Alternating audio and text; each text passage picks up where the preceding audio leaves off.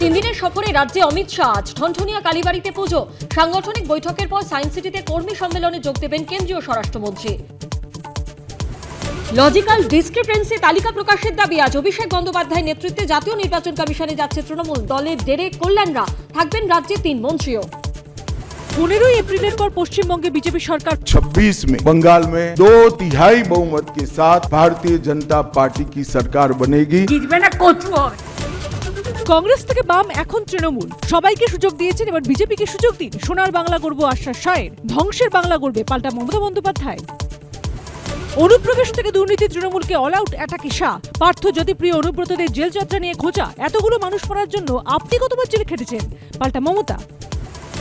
আজ মৌসুমের শীতলতম দিন। কলকাতায় পারদ নামলো 11-র ঘরে। সর্বোচ্চ তাপমাত্রা স্বাভাবিকের থেকে প্রায় 6 ডিগ্রি কম। 10 জেলায় ঘন কুয়াশায় সতর্কবার্তা। সেলিব্রিটিদের বিতর্ক থেকে বক্স অফিসের মার্কশিট, সিনে সার্কিটের সেরা ফ্ল্যাশব্যাক, সাল শেষের আনন্দে ফিরে দেখা বিনোদন। সকাল 10:30।